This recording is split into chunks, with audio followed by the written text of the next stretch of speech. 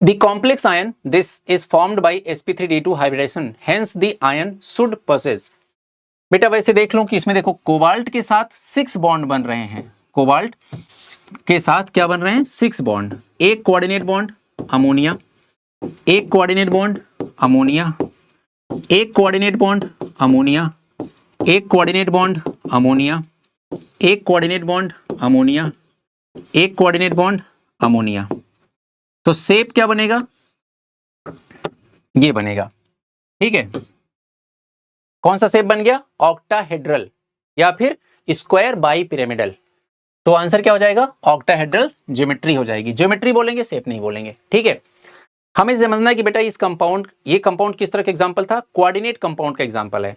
और coordinate compound में क्या होता है बेटा कि एक होती है central metal atom, central metal atom, और ये जो दिख रहे हैं सब लोन पेयर डोनर होते हैं, ठीक है, लोन पेयर डोनर। इनको केमिस्ट्री की भाषा में बोलते हैं बेटा लाइगेंड। लाइगेंड हमेशा एक pair electron central metal atom को देते हैं जो कि बिलोंग करती है डी ब्लॉक को, और एक पेयर ऑफ इलेक्ट्रॉन देने के लिए एक कोऑर्डिनेट बॉन्ड बनाना पड़ता है, इसलिए इसको हम बोलते हैं कोऑर्डिनेट कंपाउंड या कॉम्प्लेक्स कंपाउंड, ठीक है। तो ये स्ट्रक्चर बन गया, 6 सिग्मा से sp3d2 बनेगा, ऑक्टाहेड्रल बनेगा। Next question is which of the following molecule does not have a linear arrangement of atom. तो C2H2 तो सबको पता है बेटा, C2H2 देखो ऐसे स्ट्रक्चर बना लो, ये इथाइन का फॉर्मूला हो गया, 2 सिग्मा है इसके पास, तो जाहिर सी बात है लीनियर ही बनेगा, बॉन्ड एंगल 180 ही होगा, कोई प्रॉब्लम नहीं। BeH2 में देखो बेरिलियम है अपने पास, ठीक है, और यहाँ पर एक एक हाइड्रोजन ऐसे लग जाएगा, सेम इसका भी हो जाएगा। CO2 आप सब बार बार बना ही रहे हैं। अब आते हैं H2S, sulphur 1 lone pair, 2 lone pair and 2 hydrogen, बिल्कुल वाटर की तरह बेटा, इसमें 2 sigma 2 lone pair, hybridisation sp3 हो जाएगा, और इस वजह से 2 लोन पेयर है तो क्या हो जाएगा एंगुलर शेप या फिर V shape, bond angle approx 105 degree, ठीक है। तो आंसर क्या हो जाएगा A। Next is in which of one of the following molecule the central atom can be said adopt sp2 hybridisation. अब तो ये ऐसे ही क्लिक कर देना है, ठीक है। Consider the following species this which one of will these have the highest bond order. ठीक है बेटा, अब मैं आपको बॉन्ड ऑर्डर की कहानी समझा देता हूं पहले, और आपको एक छोटी सी शॉर्ट ट्रिक भी बताऊंगा, ठीक है। रेडी हो सब लोग, चलो बॉन्ड ऑर्डर पे हम लोग काम करते हैं। पहले बात, बॉन्ड ऑर्डर है क्या, number of bonds present between 2 atoms in a molecule, ठीक है, ये हो जाएगा।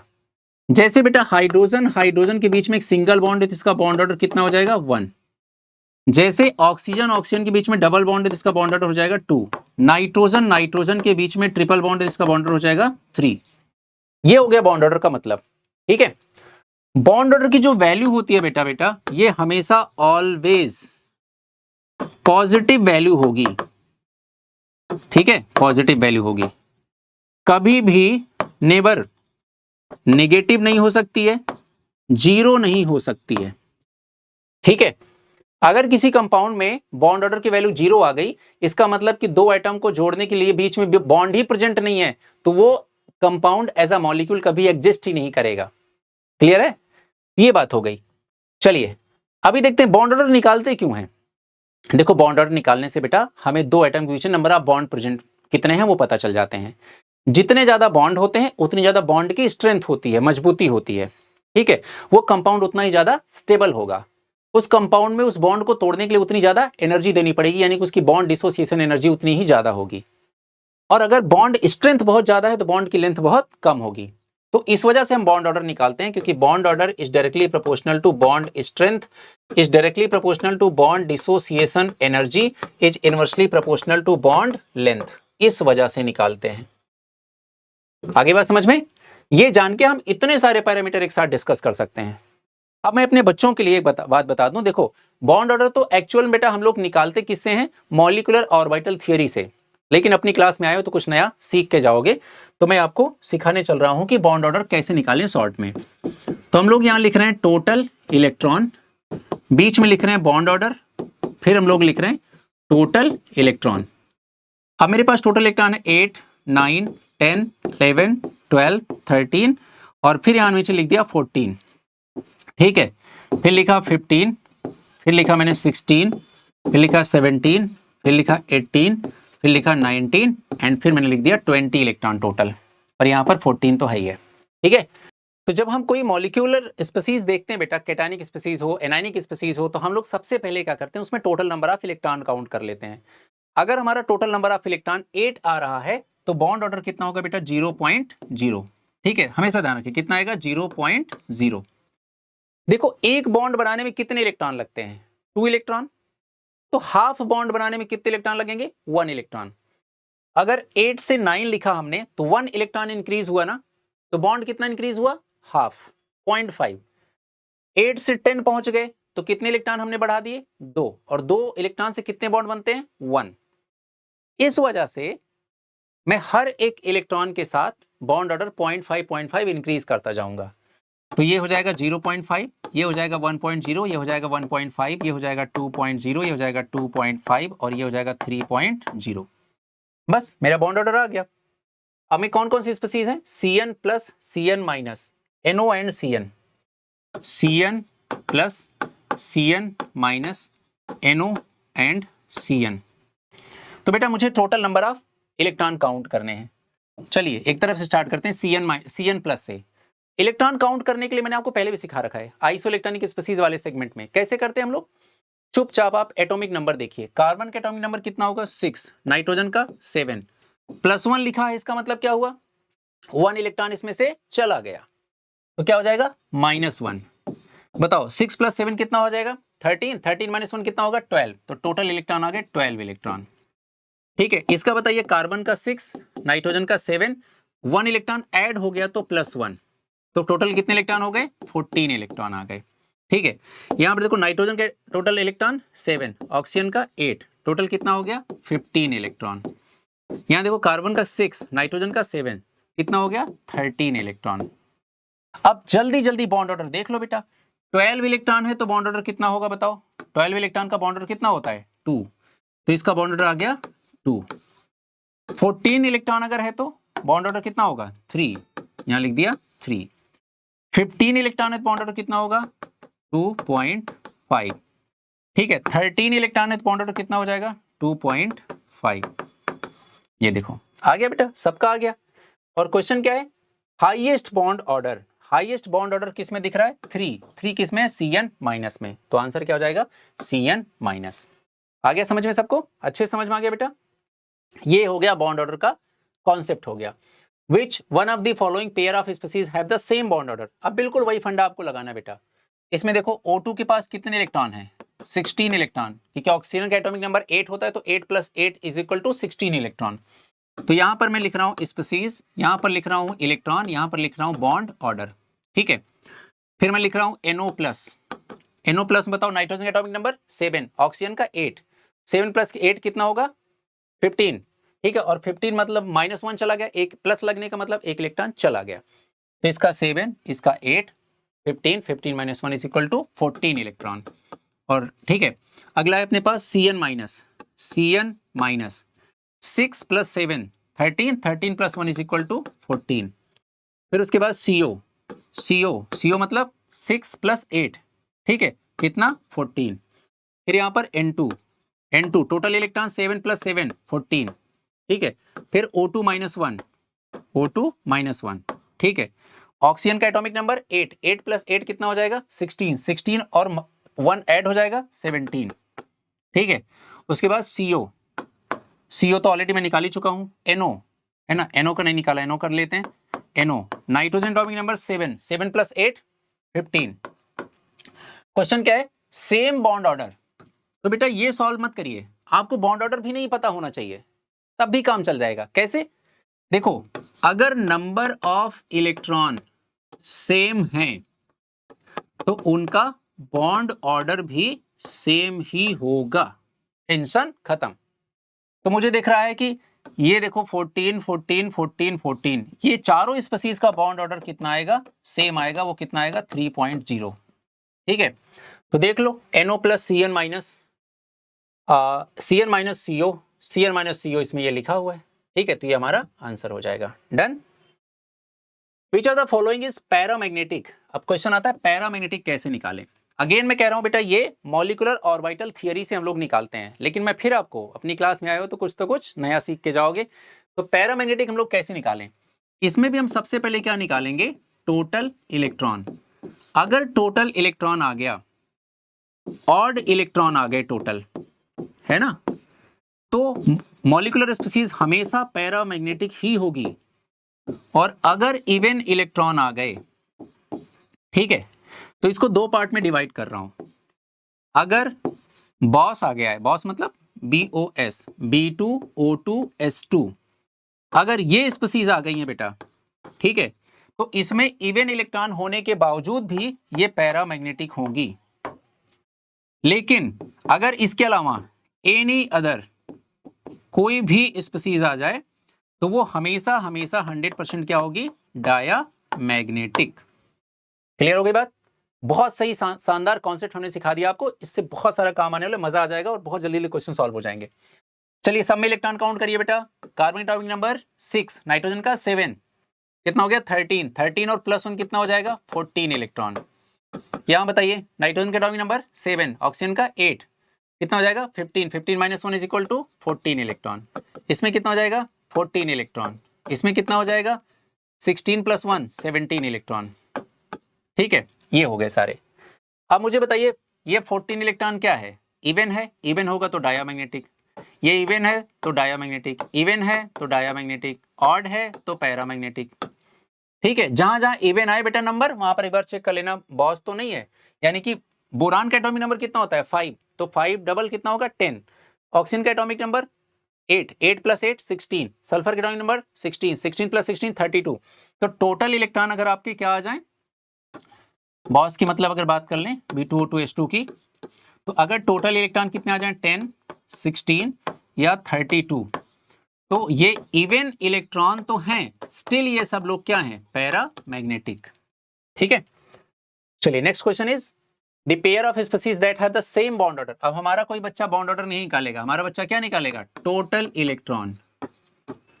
अगर किसी में टोटल इलेक्ट्रॉन सेम है, ठीक है, तो बॉन्ड ऑर्डर भी सेम ही आएगा, टेंशन खत्म।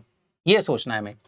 तो सब में टोटल इलेक्ट्रॉन काउंट कर लीजिए। पहले हम देखिए ये कितना हो जाएगा 14, कॉमा इसमें कितना हो जाएगा 8 + 7 15, 15 - 1 = 14। लो यही आंसर हो गया, आगे बढ़ना ही नहीं पड़ा।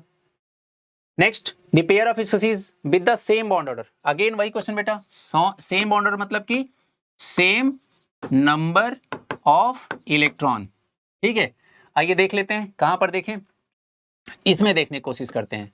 ऑक्सीजन एटॉमिक नंबर कितना होगा 8, 8 + 8 16, 16 - 1 = 15। यहां पर 7 + 8 15, 15 - 1 = 40। ओके, यहां देख लेते हैं, इसका 8 + 7 15, इसका 8 + 6 14। ठीक है, यहां पर देख लेते हैं 14, और यहां पर क्या हो जाएगा 16। यहां पर हो जाएगा कितना 16 + 2 18, और यहां कितना हो जाएगा 10। ठीक है, तो सेम बॉन्ड ऑर्डर के लिए क्या होना जरूरी है कि सेम इलेक्ट्रॉन भी होने चाहिए। तो सेम इलेक्ट्रॉन तो यहां पर कहीं दिख नहीं रहे, है ना। और अगर एक तरह से हम लोग कर सकते हैं, अगर मैं O2 + 2 कर दूं यहां पर, ठीक है, तो ये भी क्या हो जाएगा 14, तब जाकर के आंसर हमारा डी हो सकता है। ठीक है, चलिए अगला, 4 diatomic species are listed below, identify the correct order in which the bond order is increasing in them. बेटा बहुत आसान है, जैसा भी आपको सिखाया वही करना है। देखिए हीलियम में टोटल इलेक्ट्रॉन, हीलियम का एटॉमिक नंबर बेटा कितना होता है, हीलियम का एटॉमिक नंबर 2 होगा ना, तो 2 हीलियम है तो 2 + 2 4, 4 और +1 लग गया तो 1 इलेक्ट्रॉन निकल गया, कितने बच गए 3 इलेक्ट्रॉन। इसमें कितना हो जाएगा 17 इलेक्ट्रॉन। इसमें कितना हो जाएगा 8 + 7 15 इलेक्ट्रॉन। ठीक है, यहां पर कितना हो जाएगा कार्बन 6 + 6 कितना हो जाएगा 6 + 6 12, 12 + 2 कितना हो जाएगा 14 इलेक्ट्रॉन। ठीक है, मैंने नंबर ऑफ इलेक्ट्रॉन लिख लिए, और मैं आपको कैसे याद कराऊं, मैंने याद करो तो नीचे लिखा था 14 इलेक्ट्रॉन, 14 इलेक्ट्रॉन का 3.0, फिर इसके ऊपर गए थे हम लोग 15 का 2.5, 16 का 2.0, 17 का 1.5, 2.5। तो देखो बेटा यहाँ 14 इलेक्ट्रॉन का बॉन्ड ऑर्डर आ जाएगा 3.0, 15 का आ जाएगा 2.5, इसका आ जाएगा 2.0। ठीक है, तो सही ऑर्डर हमारा डी वाला हो जाएगा। ठीक है, अब आपको पता लगेगा कि He2+ का कैसे निकाला आपने। तो इसके लिए हमें निकालना पड़ेगा बेटा, MOT लगाना ही पड़ेगा अब, क्योंकि लेस देन 8 मोर देन 20, इसके आगे तो उसमें नहीं बताया था, है ना, तो उसको सीखना पड़ेगा। हालांकि बहुत कम ही आते हैं तो टेंशन होती नहीं है, इस वजह से वो बहुत ही कारगर तरीका मैंने आपको सिखा रखा है। ठीक है, तो आइए देखते हैं MOT में मैं क्या लिखूंगा। मैं सीधा एनर्जी लेवल डायग्राम लिख रहा हूं, सिग्मा 1s एंटी बॉन्डिंग, बस इतने से ही काम चल जाएगा। टोटल 3 इलेक्ट्रॉन है, 2 इसमें फिल कर देंगे, 1 इसमें फिल कर देंगे। देखो ये क्या है, bonding electron, bonding molecular orbital के इलेक्ट्रॉन हमारे पास 2 हैं, एंटी बॉन्डिंग मॉलिक्यूलर ऑर्बिटल के इलेक्ट्रॉन हमारे पास 1 है। Bond order is equal to bonding molecular orbital के electron minus anti bonding molecular orbital के electron divide by 2। 2 minus 1 divide by 2 is equal to कितना आ जाएगा, 1 divide by 2 is equal to 0.5। तो आंसर आ जाएगा 0.5। तो ये हमारा सही आंसर हो जाएगा। Next question is which of the following is iso electronic. ये तो हमारा बच्चा ऐसे देखते ही फटाफट से बता देगा, कोई भी टेंशन लेने की जरूरत नहीं है। एटॉमिक नंबर के अकॉर्डिंग आप लोग काउंट करेंगे। ठीक है, जैसे मैं इसको देखना चाह रहा हूँ, कार्बन एटॉमिक नंबर 6, नाइट्रोजन का 7 और +1। ठीक है, कितना आ गया, 14 इलेक्ट्रॉन। कार्बन के एटॉमिक नंबर 6 प्लस ऑक्सीजन का 8, कितना आ गया, 14 इलेक्ट्रॉन। लो मैंने पहले पे ही हाथ लगाया, पहले ही आंसर आ गया। Next, which species does not exhibit paramagnetism. Paramagnetism होने के लिए उसमें ऑड इलेक्ट्रॉन होने चाहिए। तो डज नॉट एग्जिस्ट के लिए मतलब कि अब आपको समझ में आएगा क्या करना है, इवन इलेक्ट्रॉन होना चाहिए। ठीक है, तो यहां पर देखो ये तो ऑड इलेक्ट्रॉन आएगा, क्योंकि 14 माइनस 1 कितना आ जाएगा, 13। ये 16 प्लस 1 कितना आ जाएगा, 17 इलेक्ट्रॉन। यहां पर कितना आ जाएगा, 8 प्लस 6 14 इलेक्ट्रॉन। यहां पर कितना जाएगा, 8 प्लस 7 15 इलेक्ट्रॉन, है ना। तो कह रहा है डज नॉट एक्सिबिट पैरामैग्नेटिज्म, यानी कि क्या होगा, डायमैग्नेटिक होगा। डायमैग्नेटिक के लिए क्या चाहिए, इवन इलेक्ट्रॉन। इवन इलेक्ट्रॉन केवल किसमें है, ये है, तो आंसर हो जाएगा सी। ठीक है, which of the following species is paramagnetic. Again अगर पैरामैग्नेटिक है तो उसमें इवन इलेक्ट्रॉन होना चाहिए। ठीक है, इवन इलेक्ट्रॉन तो पैरामैग्नेटिक, क्लियर। और इवन सॉरी हाँ बिल्कुल सॉरी, ऑड इलेक्ट्रॉन, मैंने क्या लिख दिया यहाँ पर, गलती हो गई बच्चा, चलो ठीक है। ऑड इलेक्ट्रॉन अगर होगा तो पैरामैग्नेटिक हो जाएगा। अब यहाँ पर देखो टोटल कितना हो जाएगा, 6 प्लस 8, ठीक है, कितना हो गया, 14 इलेक्ट्रॉन। यहाँ पर कितना हो गया, 6 प्लस 7 प्लस 1, 6 प्लस 7 प्लस 1, ठीक है, ये कितना हो गया, 14 इलेक्ट्रॉन। ठीक है, यहाँ पर हो जाएगा 8 प्लस 2, ठीक है, कितना हो जाएगा, 18 इलेक्ट्रॉन। ठीक है, यहाँ पर कितना हो जाएगा, 7 प्लस 8, कितना हो जाएगा, 15 इलेक्ट्रॉन। ऑड इलेक्ट्रॉन की बात कर रहा है, इसी में तो है ऑड इलेक्ट्रॉन, तो आंसर ये हो जाएगा। Which are the following is paramagnetic. Again बेटा वही पैरामैग्नेटिक मतलब क्या देखना है हमें, ऑड इलेक्ट्रॉन देखना है। ठीक है, मैग्नेट की तरफ जो अट्रैक्ट हो। यहाँ पर टोटल इलेक्ट्रॉन 14 इलेक्ट्रॉन, यहाँ पर टोटल इलेक्ट्रॉन 2 इलेक्ट्रॉन, यहाँ पर ठीक है 3 2 जा कितना हो जाएगा, 6 इलेक्ट्रॉन, यहाँ पर कितना हो जाएगा, 16 इलेक्ट्रॉन। अब आप बोलोगे सब के सब तो इवन है, लेकिन मैंने भाई आपको क्या सिखाया था, जब भी इवन आए तो ध्यान दें कहीं बॉस तो नहीं आ गए हैं। ठीक है, तो आ तो गए O2, तो O2 हमारा क्या हो जाएगा, पैरामैग्नेटिक हो जाएगा। ठीक है, क्यों हो जाएगा O2 पैरामैग्नेटिक, क्योंकि O2 में 2 अनपेयर्ड इलेक्ट्रॉन पाए जाते हैं, इस वजह से हो जाएगा। ठीक है, नेक्स्ट है the correct bond order in the following species. वही जो आपको तरीका सिखाया वही करना है। 3 स्पीसीज हैं यहाँ पर, जैसे मैं एक एक करके देख लूं, O2 plus 2, O2 plus 1 and O2 minus 1। चलिए टोटल इलेक्ट्रॉन काउंट करिए, इसमें कितना हो जाएगा, 8 प्लस 8 माइनस 2, इसमें हो जाएगा 8 प्लस 8 माइनस 1, यहाँ पर हो जाएगा 8 प्लस 8 प्लस 1। ठीक है, तो ये हो जाएगा 16, 16 माइनस 2 कितना हो जाएगा, 14, यहाँ हो जाएगा 16 माइनस 1 कितना हो जाएगा, 15, यहाँ हो जाएगा 16 प्लस 1 कितना हो जाएगा, 17। ठीक है, डन, समझ में आ गई बात इतनी ना, 14 15 16 17 आ गया। आप कह रहे हैं कि बॉन्ड ऑर्डर बताना है, तो आपको पता है बेटा 14 है तो बॉन्ड ऑर्डर कितना हो जाएगा, 3.0, उससे एक इलेक्ट्रॉन बढ़ गया 15 तो हो जाएगा 2.5, फिर एक और बढ़ेगा 16 तो 2.0, एक और तो 1.5। देखो आंसर आ गया अपना कौन सा, ये वाला बी वाला। ठीक है, आइए बच्चों नेक्स्ट क्वेश्चन की तरफ हम लोग मूव करते हैं। And the next question is bond order of 1.5 is shown by which ionic और मॉलिक्यूलर स्पीसीज। तो बेटा बिल्कुल घबराना नहीं है, अपन को सब पता है बॉन्ड ऑर्डर कैसे फाइंड आउट करते हैं, मैंने आपको ट्रिक बता रखा है। आपको सबसे पहले क्या करना है, total number of electron count करने, कैलकुलेट करने। तो ऑक्सीजन मतलब कितने इलेक्ट्रॉन हो जाएंगे, 8 + 8 - 1। यहां पर कितने हो जाएंगे, 8 + 8 + 1। यहां पर कितने हो जाएंगे, 8 + 8 + 2। यहां पर हो जाएंगे टोटल 8 + 8। तो अगर मैं टोटल नंबर ऑफ इलेक्ट्रॉन लिखने लगूं तो यहां पर कितना हो जाएगा, 16 - 1, तो ये हो जाएगा 15, ये हो जाएगा 17, ये हो जाएगा 18 और ये हो जाएगा 16। ये सब इलेक्ट्रॉन के नंबर आ गए। अब आपको क्या बताना है, बॉन्ड ऑर्डर बताना है। अब आप याद करो जो मैंने आपको चार्ट बनवाया है ना, total number of electron and bond order के बीच में आप रिवर्स वाला याद करो। 14 नंबर ऑफ इलेक्ट्रॉन थे, टोटल इलेक्ट्रॉन 14 थे, तो बॉन्ड ऑर्डर 3 था। एक एक इलेक्ट्रॉन बढ़ाते जाओ, ठीक है, और बॉन्ड ऑर्डर 0.5 डिक्रीज करते जाओ। तो अगर 14 इलेक्ट्रॉन पे बॉन्ड ऑर्डर 3.0 था तो 15 इलेक्ट्रॉन पे कितना हो जाएगा, 2.5 हो जाएगा। तो यहां पर बॉन्ड ऑर्डर आ गया 2.5, यहां पर आ गया 2.0। ठीक है, एक और इलेक्ट्रॉन बढ़ गया तो आ गया 1.5 और यहां पर एक और बढ़ गया तो 1.0। ठीक है, ये आपका सबका बॉन्ड ऑर्डर आ गया। कह रहे बॉन्ड ऑर्डर 1.5 हमें कौन सी स्पीसीज शो कर रही है, ये शो कर रही है। तो आंसर हमारा क्या हो जाएगा, बी हो जाएगा। क्लियर हो गया बेटा सबको, ठीक है, done. Next one, the pairs of species of oxygen and their magnetic behavior are noted below. Which of the following parents presents the correct description? ठीक है, तो चलिए बेटा यहां पर देखते हैं दोनों के बारे में, सबके बारे में बस मैग्नेटिक बिहेवियर लिखा हुआ है। और मैंने आपको सिखा रखा है कि अगर हम total number of electron count करते हैं तो total number of electron count करना है। सबसे पहले जब भी आपसे कोई पूछे मैग्नेटिक बिहेवियर, ठीक है, आपको क्या करना है, क्वेश्चन क्या है बेटा, मैग्नेटिक बिहेवियर।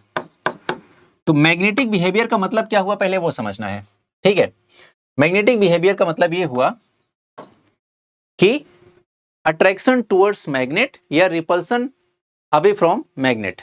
तो आपको ऐसे समझना बेटा, सपोज दैट मेरे पास ये कोई सब्सटेंस है ये, और मुझे पता करना है कि ये सब्सटेंस पैरामैग्नेटिक है या डायामैग्नेटिक है। और ये मैंने हाथ में ले रखा क्या, मैग्नेट, ऐसा मान लेते हैं, ये मैग्नेट नहीं है बट मान लेते हैं। तो इस मैग्नेट का एक नॉर्थ पोल होगा, एक साउथ पोल होगा, और मेरे इस हाथ में क्या है, एक कोई सब्सटेंस है जिसका नेचर मुझे पता करना है कि इसका मैग्नेटिक बिहेवियर क्या होगा, पैरामैग्नेटिक होगा या डायमैग्नेटिक होगा। तो मैं क्या करूंगा बेटा, मैं इस सब्सटेंस को मैग्नेट की तरफ लेके जाऊंगा। अगर ये फीवली अट्रैक्ट होने लगा, फीवली अट्रैक्ट होने लगा यानी कि पैरामैग्नेटिक है, और अगर ये फीवली रिपेल होने लगा तो ये डायामैग्नेटिक है। ठीक है, अब समझ में आता है कि पैरामैग्नेटिक का मतलब ये होता है ऐसे सब्सटेंस जो मैग्नेट की तरफ फीवली अट्रैक्ट होते हैं वो पैरामैग्नेटिक सब्सटेंस कहलाते हैं। अब क्वेश्चन है कि क्यों पैरामैग्नेटिक सब्सटेंस मैग्नेट की तरफ फीवली अट्रैक्ट होते हैं। तो इसका रीजन क्या रहेगा, इसका रीजन ये है बेटा, क्योंकि ऐसे सब्सटेंस में कम से कम एक अनपेयर्ड इलेक्ट्रॉन जरूर पाए जाते हैं। तो हमने क्या सीखा यहां से, हमने ये सीख लिया कि अगर किसी सब्सटेंस में एक भी अनपेयर्ड इलेक्ट्रॉन है तो वही मैग्नेट की तरफ अट्रैक्शन के लिए रिस्पॉन्सिबल होगा, और वो सब्सटेंस, वो कंपाउंड, वो मॉलिक्यूलर स्पीसीज हमेशा एक पैरामैग्नेटिक कंपाउंड या स्पीसीज कहलाएगी। तो हमारा काम क्या होगा, हमारे लिए शॉर्टकट क्या है, यहाँ पर ट्रिक क्या है, हमारे लिए ट्रिक ये है कि हम सबसे पहले total number of electron count करते हैं। ठीक है, तो हम सबसे पहले निकालेंगे टोटल इलेक्ट्रॉन, और टोटल इलेक्ट्रॉन अगर ऑड आ गया तो ये क्या हो जाएगा, ये अगर ऑड आ गया तो ये पैरामैग्नेटिक हो जाएगा, और अगर इवन आ गया तो हम क्या देखेंगे, सबसे पहले B2, O2, S2 देखेंगे, ये तीनों फिर भी पैरामैग्नेटिक हैं। और इसके अलावा एनी अदर स्पीसीज अगर होगा तो ये हमेशा सब क्या होंगे, डायामैग्नेटिक। ये हमारा फंडा हो गया, सब बता रखा है पहले से। तो यहां देखो O2 - 2 है बेटा, तो कितने इलेक्ट्रॉन हो जाएंगे O2 - 2 में, 17 इलेक्ट्रॉन है ना। और इसमें O2 - 2 में, O2 - 1 में, और O2 - 2 में कितने हो जाएंगे, 18 इलेक्ट्रॉन हो जाएंगे। ठीक है, तो मुझे दिख रहा है कि ये क्या है, ये ऑड इलेक्ट्रॉन है, तो ये पैरामैग्नेटिक होगा और ये डायामैग्नेटिक होगा। ठीक है, तो लिखा बोथ डायामैग्नेटिक, तो ये ऑप्शन तो इनकरेक्ट हो गया। यहाँ लिखा है O+1, O+ मतलब एटॉमिक नंबर ऑक्सीजन का कितना होता है 8, और 8 - 1 कितना हो जाएगा, +1 का मतलब एक इलेक्ट्रॉन चला गया, तो 8 - 1 कितना होगा 7 होगा, तो यहाँ हम लिखेंगे 7 इलेक्ट्रॉन कॉमा O2 - 1 में कितना हो जाएंगे 16, और 1 इलेक्ट्रॉन ऐड हो गए तो 17 इलेक्ट्रॉन हो गए। ठीक है, और ये दोनों के दोनों क्या है बेटा, देखो ये भी ऑड है, ये भी ऑड है, तो इसके पास भी अनपेयर्ड इलेक्ट्रॉन होंगे, इसके पास भी अनपेयर्ड इलेक्ट्रॉन होंगे, तो ये भी पैरामैग्नेटिक कहलाएगा और ये भी पैरामैग्नेटिक कहलाएगा। ठीक है, अब हम इसकी बात कर लेते हैं। यहाँ पर O2+1 है, O2+1 का मतलब 15 इलेक्ट्रॉन। ठीक है, 15 इलेक्ट्रॉन हो गए। ठीक, दूसरा O2 है तो कितने हो गए 16 इलेक्ट्रॉन हो गए। ठीक है, और हमें पता है O2 ये क्या है, even number of electron, odd number of electron है, तो ये तो 100% क्या हो जाएंगे बेटा पैरामैग्नेटिक।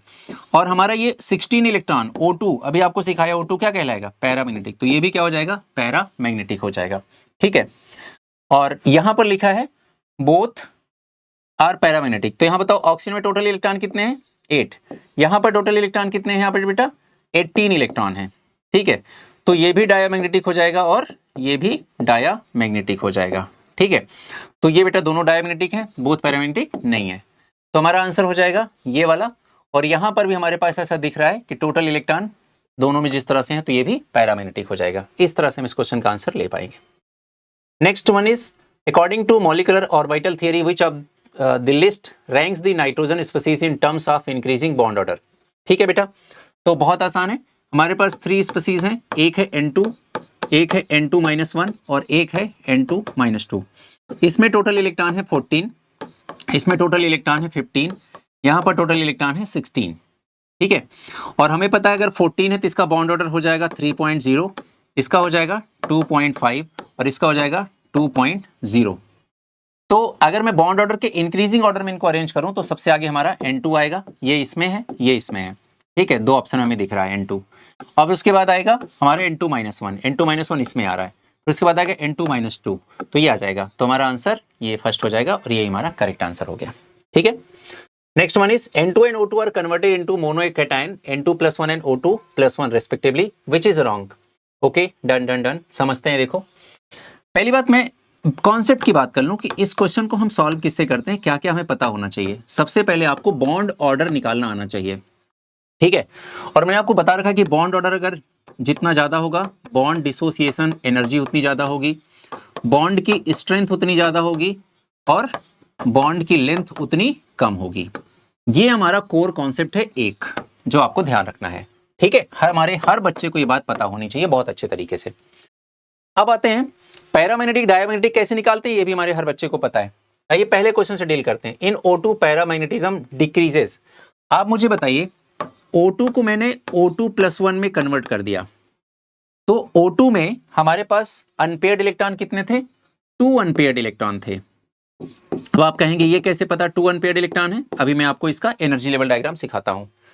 जबकि यहां पर हमारे पास टोटल इलेक्ट्रॉन कितने हैं 16 इलेक्ट्रॉन, यहां पर हो गए टोटल हमारे पास केवल 15 इलेक्ट्रॉन, तो यहां पर केवल 1 ही अनपेयर्ड इलेक्ट्रॉन बचेगा। ठीक है, 1 ही अनपेयर्ड इलेक्ट्रॉन बचेगा। तो बेटा बताओ मुझे, मैंने आपको सिखा रखा है, देखो degree of paramagnetism, degree of paramagnetism is directly proportional to number of unpaired electron. ठीक है, जितने ज्यादा अनपेयर्ड इलेक्ट्रॉन होंगे पैरामैग्नेटिज्म उतना ज्यादा होगा। तो मुझे बताइए यहां पर 2 इलेक्ट्रॉन से 1 इलेक्ट्रॉन रह गए, तो अनपेयर्ड इलेक्ट्रॉन के नंबर कम हो गए। अगर अनपेयर्ड इलेक्ट्रॉन के नंबर कम हो गए तो फिर इनका मैग्नेट की तरफ अट्रैक्शन भी कम हो जाएगा, यानी कि डिग्री ऑफ पैरामैग्नेटिज्म भी कम हो जाएगी। तो यहां पर लिखा है कि इन O2 पैरामैग्नेटिज्म डिक्रीजेस। ठीक है, तो ये बात बिल्कुल सही लिखी हुई है ना, बिल्कुल सही है। यहां लिखा है N2+ बिकम्स डायामैग्नेटिक। तो मुझे बताइए बेटा, हमारे पास एक था N2, ठीक है, क्या था N2 था, और ये N2 हमारा कन्वर्ट किस में हो गया N2+1 में, N2+1 में कन्वर्ट हो गया। अब आप मुझे बताइए टोटल इलेक्ट्रॉन इसमें कितने थे 14 इलेक्ट्रॉन, और यहां पर कितने हो गए 13 इलेक्ट्रॉन। ठीक है, अब 14 इलेक्ट्रॉन और कंपाउंड कैसा था ये डायामैग्नेटिक, और अब ये कैसा हो गया पैरामैग्नेटिक। तो मुझे बताइए N2+1 क्या डायामैग्नेटिक बन गया? N2+1 हमारा डायामैग्नेटिक बन गया क्या? नहीं, वो तो पैरामैग्नेटिक है। ठीक है, तो ये स्टेटमेंट इनकरेक्ट है। लिखा इन N2+1 यानी कि इस वाले स्पीसीज में NN बॉन्ड वीकेंस, यानी कि NN बॉन्ड की जो बॉन्ड स्ट्रेंथ है वो कम हो जा रही है, तभी तो वीक हो जाएगा, यानी कि बॉन्ड लेंथ बढ़ जा रही है। आप मुझे बताइए, पहले 14 था, फिर 13 हो गया, बॉन्ड ऑर्डर पहले कितना था? पहले था बॉन्ड ऑर्डर 3.0 बॉन्ड ऑर्डर, और ये 13 का मतलब क्या हुआ? बॉन्ड ऑर्डर कितना हो गया? 2.5। ठीक है, तो मुझे बताइए, अगर बॉन्ड ऑर्डर कम हो गया तो बॉन्ड की स्ट्रेंथ भी कम हो जाएगी, है ना, और बॉन्ड की लेंथ क्या हो जाएगी? बढ़ जाएगी। तो इन N2+ ये चीजें आपको देखने को मिलेंगी बेटा। ठीक है, अब मुझे बताइए, अगर N2+ में बॉन्ड ऑर्डर कम हुआ है, बॉन्ड स्ट्रेंथ कम हो गई है, तो जाहिर सी बात है N2+ में N एंड N बॉन्ड के बीच की डिस्टेंस बढ़ गई है और बॉन्ड वीक हो गया है। तो ये जो स्टेटमेंट लिखा है ये बिल्कुल करेक्ट स्टेटमेंट है। In O2+1 the oxygen oxygen bond order increases. अब O2+1 ये है, आप देखते हैं कि O2 का जो बॉन्ड ऑर्डर है बेटा वो कितना होगा? 2 होगा। ठीक है, और O2+1 का जो बॉन्ड ऑर्डर है वो कितना हो जाएगा? टोटल इलेक्ट्रॉन कितने हैं? 15, है ना, तो ये कितना हो जाएगा? 2.5। तो इसका बॉन्ड ऑर्डर हो जाएगा 2.5। किसी को अगर लग रहा हो कितना फास्ट कैसे बता रहे हैं बॉन्ड ऑर्डर, तो आपको मैंने बेटा बनवा रखा है total electron and then bond order, उसी से मैच करा लेना, सब मैं वहीं से बोल रहा हूं। ठीक है, तो ये आपके पास हो गया। मुझे बताओ बेटा, बॉन्ड ऑर्डर क्या हो गया इस केस में? इंक्रीज कर गया। अब मुझे बताओ, अगर बॉन्ड ऑर्डर इंक्रीज कर गया तो बॉन्ड की स्ट्रेंथ क्या होगी? इंक्रीज कर जाएगी। तो मुझे बताओ, बॉन्ड ऑर्डर इंक्रीज कर गया तो यही तो लिखा है ओ बॉन्ड ऑर्डर इंक्रीजेस। बिल्कुल सही बात लिखी, ये भी स्टेटमेंट करेक्ट है। तो इनकरेक्ट स्टेटमेंट कौन सा हो गया? इनकरेक्ट स्टेटमेंट सेकंड हो गया। अच्छे से हमारे हर बच्चे को बात समझ में आ गई। अब एक जो पॉइंट मैंने बोला कि O2 है 2 अनपेयर्ड इलेक्ट्रॉन, आइए हम इसको डील करते हैं। सबसे पहले तो देखेंगे हम लोग, देखो बेटा, अब हमें linear combination of atomic orbital में चल करके आगे एनर्जी डायग्राम सीखना पड़ेगा। ठीक है, एनर्जी डायग्राम सीखना पड़ेगा। आइए वो देखते हैं। अब ये एनर्जी डायग्राम बेटा दो तरह से हम लोग देखते हैं।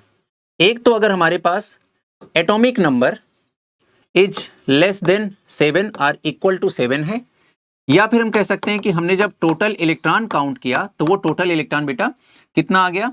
लेस देन 14 आ गया। ठीक है, या इक्वल टू 14 आ गया, तब हम ये लगाएंगे। ऐसी कंडीशन में बेटा SPZ मिक्सिंग वर्क करती है, मिक्सिंग ऑपरेट करती है, ये ध्यान रखना है। ठीक है, तो यहां पर जो एनर्जी लेवल डायग्राम होता है वो होता है sigma 1s anti bonding, sigma 2s anti bonding, फिर आ जाएगा pi 2px is equal to pi 2py, then आ जाएगा सिग्मा 2pz, फिर इन सब का एंटी बॉन्डिंग आ जाएगा। तो एंटी बॉन्डिंग कैसे आ जाएगा? Pi 2px anti bonding is equal to pi anti bonding 2py, और फिर सिग्मा 2pz आ जाएगा। ठीक है, ये किसके लिए आ गया बेटा? जब टोटल इलेक्ट्रॉन 14 या 14 से कम है। दूसरा हमारे पास है, अगर टोटल इलेक्ट्रॉन मोर देन 7 है, ठीक है, मतलब एटॉमिक नंबर मोर देन 7 है और जो टोटल इलेक्ट्रॉन हमारे पास है वो मोर देन 14 है। ठीक है, ऐसी कंडीशन में क्या होता है बेटा? सिग्मा 1s इसमें भी पहले रहेगा, सिग्मा 1s एंटी बॉन्डिंग ये पहले की तरह, sigma 2s okay, sigma 2s anti bonding भी अपनी जगह। बस ये जो लिखा हुआ है ना बेटा, ये जो इन दोनों के बाद लिखा है ये पहले आ जाएगा। तो सिग्मा 2pz पहले आ जाएगा, देन पाई 2px एंड फिर पाई 2py। बाकी जो सेम है वो तो सेम रहेगा। Pi anti bonding 2px is equal to pi anti bonding 2py, और फिर सिग्मा 2pz एंटी बॉन्डिंग। ठीक है, ये ध्यान रखना है। तो ये हमारे पास प्रॉपर हम लोगों ने नोट कर दिया यहां पर। और इस वाले केस में बच्चा ध्यान रखना है, SPZ जो मिक्सिंग होती है ऑपरेट नहीं करती है, तो डज नॉट ऑपरेट। ये हमारे हर बच्चे को ये बात ध्यान रखनी है। इस पे जेईई पे बहुत अच्छा क्वेश्चन बना है, तो ये ध्यान रखना है।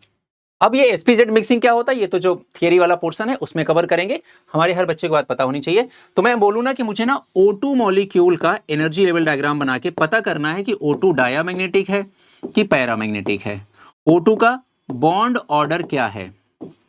ठीक है, ये बातें ध्यान रखनी है, ये हमें हमें फाइंड आउट करना है, ये हमारा टारगेट है। तो मैं सबसे पहले क्या करूंगा, O2 में टोटल इलेक्ट्रॉन काउंट करूंगा, तो आएगा 16 इलेक्ट्रॉन। मैं टोटल इलेक्ट्रॉन सबसे पहले क्यों काउंट करूंगा, ये पता करने के लिए मैं इन दोनों में से कौन सा यहां पर एनर्जी लेवल डायग्राम इस्तेमाल करूं, कौन सा यूज करूं। तो आप पाएंगे कि 16 electron, it means this is the more than 14 electron. तो मोर देन 14 मतलब ये वाला ऑपरेट करेंगे। अब इसमें मैं इलेक्ट्रॉन फिल करूंगा, और इलेक्ट्रॉन फिलिंग के लिए हमारे हर बच्चे को पता है कि दो रूल बहुत अच्छे से लगते हैं, है ना। पहला होता है अबाउ प्रिंसिपल, n+l रूल। तो इसमें हम लोग जानते हैं जिसकी एनर्जी कम होती है उसमें इलेक्ट्रॉन पहले फिल किए जाते हैं, जिस ऑर्बिटल की एनर्जी ज्यादा होती है उसमें इलेक्ट्रॉन बाद में फिल किए जाते हैं। ठीक है, पहली कंडीशन तो ये हो गई। दूसरी कंडीशन में ये हम ध्यान रखते हैं, अगर कहीं पर हुंस रूल भी आपने पढ़ रखा है, कहीं पर सेम एनर्जी वाले, अगर अपने पास सेम एनर्जी लेवल वाले ऑर्बिटल आ गए तो पहले 1 1 1 करके इलेक्ट्रॉन फिल कर देते हैं, और आपके पास अगर एक्स्ट्रा इलेक्ट्रॉन है तो आप फिर रिपीट करने पर जाते हैं। ये तो सबको पता है। तो चलिए खैर अब स्टार्ट करते हैं। यहां पर हमने यहां पर रखा, देखो 1s में 2 इलेक्ट्रॉन, 1s में 2 इलेक्ट्रॉन, 2s में 2 इलेक्ट्रॉन, 2s में 2 इलेक्ट्रॉन। क्योंकि आप मुझे बताओ मैं 2 इलेक्ट्रॉन क्यों फिल कर रहा हूं, ये है क्या, सिग्मा 1s क्या है, ये एक बॉन्डिंग मॉलिक्यूलर ऑर्बिटल है, और एक ऑर्बिटल में मैक्सिमम 2 इलेक्ट्रॉन हो सकते हैं, तो मैं 2 ही फिल करूंगा ना, इसमें कौन सी बुरी बात हो गई। फिर यहां पर देखेंगे हम, यहां पर भी 2 इलेक्ट्रॉन। अब देखो इन दोनों की एनर्जी सेम है, तो इन दोनों को हम लोग क्या बोलेंगे, डीजेनरेट ऑर्बिटल्स। ठीक है, तो इलेक्ट्रॉन फिल करेंगे 1 1। ठीक है, तो अब मेरे पास टोटल कितने इलेक्ट्रॉन होंगे, 2 + 2 + 2 + 2 मतलब 8, 8 + 2 10, 10 11 12 13 14। ठीक है, अब हमने क्या फिल किया, 15 एंड 16, क्योंकि इन दोनों की भी एनर्जी सेम है, तो ये भी क्या कहलाएंगे, degenerate orbital. Orbitals having same energy known as degenerate orbital. तो मैंने इसे फिल कर दिया। अब मुझे आप बताओ बॉन्ड ऑर्डर निकालना है, तो बॉन्ड ऑर्डर का बेटा एक्चुअल फॉर्मूला क्या होता है, number of bonding electron minus number of anti bonding electron divide by 2। ठीक है, ये ध्यान रखना है, क्लियर। अब मुझे बताओ बॉन्डिंग इलेक्ट्रॉन कितने, यहां पर 2 2 2 एंड 4, तो कितने हो गए, टोटल हो गए ये 6, 6 + 4 कितने हो गए 10। तो 10 इलेक्ट्रॉन तुम्हारे पास बॉन्डिंग के इलेक्ट्रॉन है, माइनस एंटी बॉन्डिंग इलेक्ट्रॉन कितने हैं, देखो ये एंटी बॉन्डिंग है 2, ये एंटी बॉन्डिंग है 2 + 2 4, एंड 4 + 2 = कितना हो गया बेटा, 4 + 2 = 6, तो ये हो गया 10 - 6 and divide by 2, 10 - 6 = 4, 4 divide by 2 = 2, तो यहां पर बॉन्ड ऑर्डर कितना आ गया बेटा 2। आप मुझे बताओ जब आपने ये एनर्जी लेवल डायग्राम बनाया तो आपको यहां पर और यहां पर क्या मिल रहा है, 2 अनपेयर्ड इलेक्ट्रॉन मिल रहे हैं। तो O2 में एक्चुअल में पाई एंटी बॉन्डिंग 2px में 1 and pi anti bonding 2py में 1, इस तरह से O2 मॉलिक्यूलर स्पीसीज में 2 अनपेयर्ड इलेक्ट्रॉन प्रेजेंट होते हैं, और due to presence of 2 unpaired electron in O2, O2 is a paramagnetic molecule. ये हमारे हर बच्चे को बात समझ में आ गई ना, अच्छे से क्लियर, बहुत बढ़िया, बहुत ही बढ़िया। चलिए अब यहां पर मैंने जो भी लिखा है इसी वजह से लिखा है, ये आप जानते रहे, ठीक है। खैर अब आगे बढ़ते हैं। N2 and O2 are converted into mono anions N2 - 1 O2 - 1 respectively. Which of the following statement is wrong? तो बॉन्ड लेंथ पर क्वेश्चन है, बॉन्ड की स्ट्रेंथ पर क्वेश्चन है, बॉन्ड की स्ट्रेंथ पर क्वेश्चन है, बॉन्ड ऑर्डर पर क्वेश्चन है। तो सबसे पहले मैं अपना होमवर्क कर लूं कॉन्सेप्ट वाइज। तो कॉन्सेप्ट पे चलते हैं हम लोग।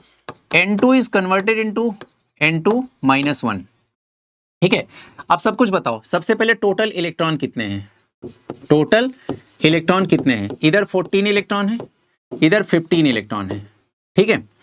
दूसरा पॉइंट, टोटल इलेक्ट्रॉन के बाद हम लोग क्या देखेंगे इसमें, आप बता सकते हैं पैरामैग्नेटिक डायमैग्नेटिक भी बता सकते हैं, ठीक है। तो आप ये बता दें कि मैग्नेटिक बिहेवियर क्या है इसका, मैग्नेटिक बिहेवियर क्या है। तो मैं बोल सकता हूं कि ये एक डायामैग्नेटिक सब्सटेंस है, ये एक पैरामैग्नेटिक सब्सटेंस है। फिर मैं बात करूंगा किसका, बॉन्ड ऑर्डर का। बॉन्ड ऑर्डर 14 है तो क्या हो जाएगा 3.0, और 15 हो गया तो 2.5। तो ऐसा हम देख रहे हैं कि बॉन्ड ऑर्डर क्या हो गया, कम हो गया। और हम सब जानते हैं बेटा कि bond order is directly proportional to bond strength, inversely proportional to bond length, ठीक है। तो इसका मतलब अगर मैं इसकी बात करूं बेटा, तो इसके कंपैरिजन में इसका बॉन्ड स्ट्रेंथ कम होगा और इसकी बॉन्ड लेंथ बढ़ जाएगी। ठीक है, तो हम ऐसा कह सकते हैं कि इन N2 माइनस N जो बॉन्ड है वो क्या हो जाएगा बेटा, वीक हो जाएगा, और N की जो बॉन्ड लेंथ है वो इंक्रीज कर जाएगी, ऐसा समझना है। ठीक है, ये ध्यान रखना है हमें। क्लियर, समझ में आ गया बेटा सबको? आइए फिर क्वेश्चन करते हैं हम लोग, और दूसरा देख लेते हैं। O2 से O2 माइनस कन्वर्ट हुआ है बेटा, तो ये रहा आपका O2 और ये कन्वर्ट हो गया O2 माइनस 1 में। सबसे पहले आप निकालिए टोटल इलेक्ट्रॉन, तो इसमें आ जाएगा कितना 16 और इसमें कितना आ जाएगा 17। ठीक है, फिर आप निकालेंगे इनका मैग्नेटिक बिहेवियर, 16 है तो ये भी पैरामैग्नेटिक और ये 17 है तो पैरामैग्नेटिक। ठीक है, फिर हम निकालेंगे बॉन्ड ऑर्डर, तो 16 है तो कितना हो जाएगा 2.0 और फिर उसके बाद कितना हो जाएगा 1.5। तो हम लोग यहां पर भी ऐसा पा रहे हैं बेटा कि बॉन्ड ऑर्डर क्या हो गया, इसका कम हो गया, तो बॉन्ड की स्ट्रेंथ भी क्या हो गई, कम हो गई, तो बॉन्ड की लेंथ क्या हो गई, इंक्रीज कर गई। ठीक है, ये हो गया इसकी कहानी। अब आइए क्वेश्चन करते हैं, हमारा कॉन्सेप्ट रेडी है, होमवर्क रेडी है, अब क्वेश्चन पे चलते हैं हम लोग। इन O2 माइनस 1 यानी कि इसमें बॉन्ड लेंथ इंक्रीजेस, आप मुझे बताओ बेटा, बॉन्ड की स्ट्रेंथ कम हो गई तो बॉन्ड लेंथ इंक्रीज कर जाएगी, तो ये बिल्कुल ही करेक्ट स्टेटमेंट है। ठीक है, सेकेंड वन यहां लिखा है N2 माइनस 1 में NN बॉन्ड वीक हो गया, N2 माइनस 1 में NN बॉन्ड की बॉन्ड लेंथ बढ़ गई और NN बॉन्ड वीक हो गया है, मैंने साफ साफ लिख रखा है यहाँ पर, तो ये बिल्कुल ही करेक्ट स्टेटमेंट है। इन N2 minus 1 NN bond weak हो गया, अच्छा ये रिपीट रिपीट ऑप्शन दिख रहा है, ठीक है, तो ये भी करेक्ट स्टेटमेंट है। और यहाँ लिखा है इन O2 माइनस 1 दी OO बॉन्ड ऑर्डर डिक्रीजेस। आप मुझे बताओ O2 माइनस 1 में बेटा ऑक्सीजन के बीच की बॉन्ड लेंथ इंक्रीज कर गई है, जबकि यहां पर क्या लिखा है OO बॉन्ड ऑर्डर डिक्रीजेस। आप मुझे बताओ, देखो O2 का बॉन्ड ऑर्डर यहां पर क्या है 2, यहां पर कितना 1.5, तो बॉन्ड ऑर्डर क्या हो गया, डिक्रीज कर गया, तो ये स्टेटमेंट करेक्ट लिखा है। और इसमें क्या पूछ रहा है, स्टेटमेंट इज रॉन्ग। तो अभी देखो शायद सेकेंड और थर्ड ऑप्शन जो है ये चूंकि सेम हो गए हैं, हो सकता है कि इसमें कोई ऑप्शन डिफरेंट रहा हो, तो फिर उस हिसाब से आंसर कर लेंगे। फिलहाल के लिए जो लिखे हैं उस हिसाब से तो अभी सारे सही हैं। क्लियर, चलिए बच्चों अगले क्वेश्चन पे चलते हैं हम लोग। The ground state electronic configuration of balance as this hence the bond order in nitrogen molecule. चलो बहुत अच्छा। सबसे पहले तो बच्चों एक बात समझेंगे, के का मतलब क्या होता है। के is the basic representation of sigma 1s and sigma anti bonding 1s। और जाहिर सी बात, अगर आगे इलेक्ट्रॉन फिल किए गए हैं तो इसमें 2 and 2 इलेक्ट्रॉन तो होंगे ही होंगे। पहले तो पॉइंट ये हमारे बच्चों क्लियर हो जाए, आगे से इससे डरना नहीं है। के का मतलब क्या होता है। आगे कह रहा है कि बॉन्ड ऑर्डर क्या होगा। तो बच्चों बॉन्ड ऑर्डर का फॉर्मूला हम सबको पता हो, bond order is equal to number of bonding electron minus number of anti bonding electron divide by 2 हो जाएगा। ठीक है, ये हमारा फॉर्मूला हो गया। अब इसमें हम लोग चलते हैं, नंबर ऑफ बॉन्डिंग इलेक्ट्रॉन देखते हैं कितने होंगे। ठीक है, आइए देखते हैं। सबसे पहले देखिए, इसमें 2 इलेक्ट्रॉन बॉन्डिंग के हो गए, 2 + 2 कितने हो गए 4, 4 + 2 कितने हो गए 6, और 6 + 2 कितने हो गए 8, और 8 + 2 कितने हो गए 10, तो टोटल इलेक्ट्रॉन हो गए 10। अब आप मुझे बताइए N2 के मॉलिक्यूल में टोटल 14 इलेक्ट्रॉन होते हैं, जिसमें से 10 हो गए बॉन्डिंग के, तो बचे 4 क्या होंगे एंटी बॉन्डिंग के। तो number of anti bonding electron कितने होंगे 4 इलेक्ट्रॉन। ठीक है, ये हो गए। अब मुझे क्या करना है बेटा, बॉन्ड ऑर्डर निकालना है, तो मैं क्या करूंगा, सीधा सीधा 10 - 4 divide by 2 is equal to 6 divide by 2 is equal to 3। तो आंसर क्या हो जाएगा बेटा हमारा 3 हो जाएगा। ठीक है, next one, which one of the following compounds shows the presence of intramolecular hydrogen bonding. तो हमें समझना पड़ेगा बेटा, हाइड्रोजन बॉन्डिंग कितने टाइप की होती है। हाइड्रोजन बॉन्डिंग 2 टाइप की होती है बेटा। ठीक है, पहली होती है intermolecular hydrogen bonding, intermolecular hydrogen bonding. ठीक है, और दूसरी होती है कौन सी, इंट्रा मॉलिक्यूलर हाइड्रोजन बॉन्डिंग। ठीक है, ये हो गई। क्लियर हो गया बेटा, ये 2 तरह की बॉन्डिंग होती है, समझना है।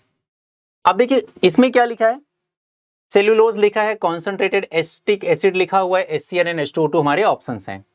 सबसे पहले आप देखिए कि जो इंटरमोलिकुलर हाइड्रोजन बॉन्डिंग होती है, ये होती है जब हमारा हाइड्रोजन किसी most electronegative atom like fluorine, oxygen and nitrogen के साथ बॉन्ड बनाता है तो, ठीक है।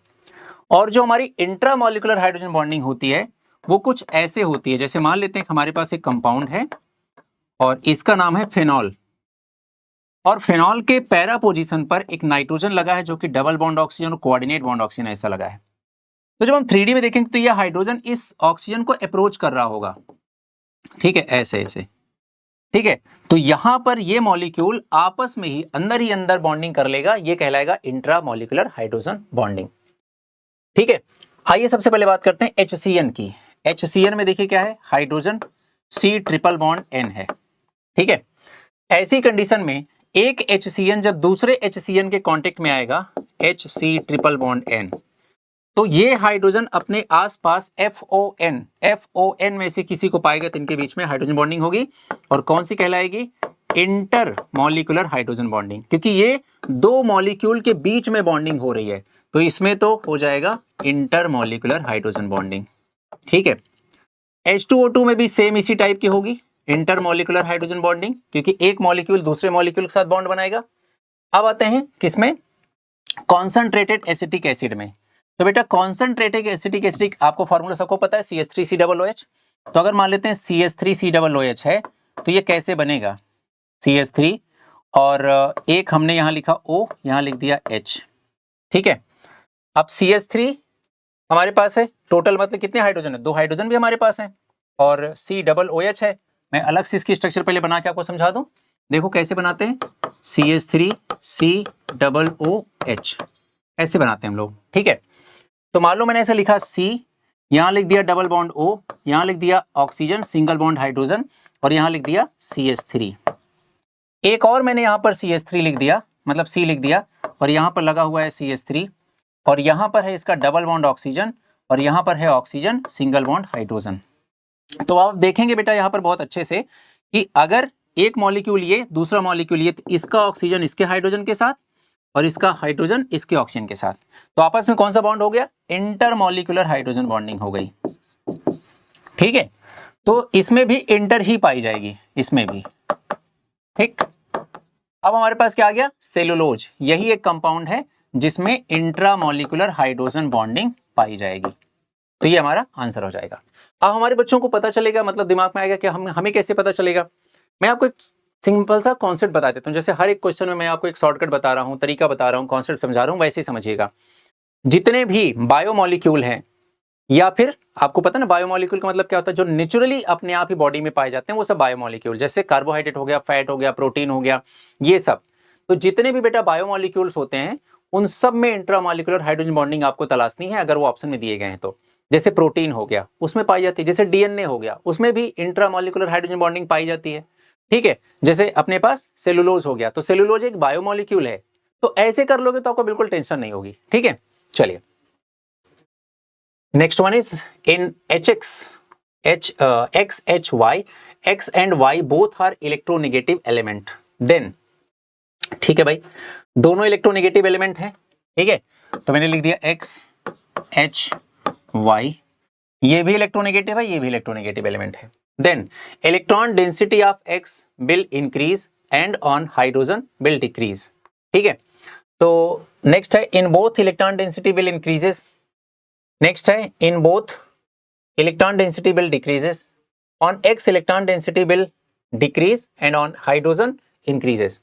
आप मुझे बताओ बेटा, अगर ये इलेक्ट्रोनेगेटिव एलिमेंट है, इलेक्ट्रोनेगेटिव है, ये भी इलेक्ट्रोनेगेटिव है, तो ये इसके ऊपर पार्शियल नेगेटिव चार्ज लगेगा, इसके ऊपर पार्शियल पॉजिटिव चार्ज लगेगा, इसके ऊपर पार्शियल नेगेटिव चार्ज लगेगा, इसके ऊपर पार्शियल पॉजिटिव चार्ज लगेगा। तो कहने का मतलब बेटा हाइड्रोजन बहुत सारा पॉजिटिव चार्ज एक्वायर कर लेगा, ठीक है। तो यहां पर हमें देखना पड़ेगा कि कहां कहां क्या क्या लिखा है हाइड्रोजन के बारे में। लिखा है on X electron density will decrease and on hydrogen increase. Hydrogen पर इलेक्ट्रॉन डेंसिटी बढ़ कहां रही है, हाइड्रोजन पर तो इलेक्ट्रॉन डेंसिटी कम हो रही है, तो ये स्टेटमेंट तो बिल्कुल इनकरेक्ट हो गया। यहां लिखा है in both electron density will decrease, ठीक है। यहां लिखा है electron density of X will increase and on hydrogen will decrease. आप मुझे बताओ X पर इलेक्ट्रॉन डेंसिटी बढ़ेगी और हाइड्रोजन पर इलेक्ट्रॉन डेंसिटी कम हो जाएगी, ये स्टेटमेंट बिल्कुल करेक्ट है। तो ना तो दोनों पे बढ़ रहा है, ना तो दोनों पे घट रहा है, ना तो हाइड्रोजन पे बढ़ रहा है, तो आंसर हमारा क्या हो जाएगा, फर्स्ट हो जाएगा, ठीक है। चलिए next one, the strongest hydrogen bond is shown in. अब देखिए हाइड्रोजन बॉन्ड की अगर मैं बॉन्ड स्ट्रेंथ की बात करूं तो हमें हमेशा ध्यान रखना है कि this is directly proportional to electronegativity. ठीक है, अब जैसे देखिए हाइड्रोजन जब फ्लोरीन के साथ जुड़ेगा तो HF बनाएगा, हाइड्रोजन जब ऑक्सीजन के साथ जुड़ेगा तो वाटर बनाएगा, और जब हाइड्रोजन अमोनिया के साथ जुड़ेगा तो NH3 बनाएगा। अब आप देख रहे हो कि फ्लोरीन, ऑक्सीजन एंड नाइट्रोजन में इलेक्ट्रोनेगेटिविटी का ऑर्डर क्या होगा, सब लोग देख रहे हो ना। अगर ऐसा ऑर्डर है तो आपको यह समझना पड़ेगा बेटा कि फिर इनकी हाइड्रोजन बॉन्डिंग की स्ट्रेंथ भी लगातार कम होती जाएगी, ये इतना आसान है। तो स्ट्रॉन्गेस्ट कह रहा है तो किसमें पाया जाएगा, HF के मॉलिक्यूल में पाया जाएगा, और वो मॉलिक्यूल कहां लिखा है, C वाले ऑप्शन में। और इस तरह के आपका केमिकल बॉन्डिंग का नीट का अभी तक का जो एक क्वेश्चन था अभी आया हुआ पिछले प्रीवियस ईयर 37 ईयर में, वो सारा कंप्लीट हो गया है। ठीक है, मैंने पहले बता रखा था कि इस पूरे सेशन को मतलब केमिकल बॉन्डिंग चैप्टर को 2 पार्ट में डिवाइड किया गया है। एक जो बहुत फ्रीक्वेंटली बहुत बच्चे जिस क्वेश्चन में परेशान होते हैं वो अलग वीडियो में मिलेगा, और एक कॉमन जो क्वेश्चंस हैं वो एक अलग वीडियो में। तो ये वाला सेगमेंट कंप्लीट हो गया। अगले वीडियो में थोड़ा सा जो क्वालिटी क्वेश्चन है जो हल्के से नीट वालों ने थोड़ा दिमाग लगा के बनाने की कोशिश की है वो हम लोग डील करेंगे। ठीक है बेटा, उम्मीद करता हूं ये सीरीज आपको बहुत अच्छी लग रही होगी। अभी तक आप इस वीडियो को देख चुके हैं तो ये वीडियो अपने दोस्तों को जरूर से जरूर बताइए जो कि नीट, जेईई या बोर्ड की प्रिपरेशन में लगे हुए हैं। ठीक है, उन बच्चों के भी कॉन्सेप्ट को बूस्ट करिए। मार्केट में सबसे बेहतरीन, यूट्यूब के इतिहास में सबसे बेहतरीन अगर कोई PYQ सीरीज होगी तो वो ये आपके सामने है। आप डिफरेंस बहुत आसानी से अपने आप देख सकते हैं कि हर एक क्वेश्चन के डीप में जाकर के कॉन्सेप्ट को सीखना, हर एक ऑप्शन के बारे में सोचना है ना, और उससे रिलेटेड एग्जामिनर क्या क्या सोच सकता है, उस एग्जामिनर माइंड को भी रीड करने का तरीका आपको समझाया जा रहा है। तो ये एक बहुत ही बेहतरीन सीरीज है, हमारे जितने सारे बच्चों को हेल्प मिल पाएगी उतना ही बेहतर होगा। तो और ये सीरीज पूरी की पूरी फ्री है यार, तो इससे बेहतर क्या हो सकता है। आओ और आराम से अपने नॉलेज को इंक्रीज करो, अपने कॉन्सेप्ट को इनहांस करो, बूस्ट करो, और फिर एक अच्छे मेडिकल कॉलेज में, एक अच्छे इंजीनियरिंग कॉलेज में, एक अच्छे CUET के कॉलेज में जाने के लिए अपने आप को प्रिपेयर करो। थैंक यू बच्चों, थैंक यू सो मच।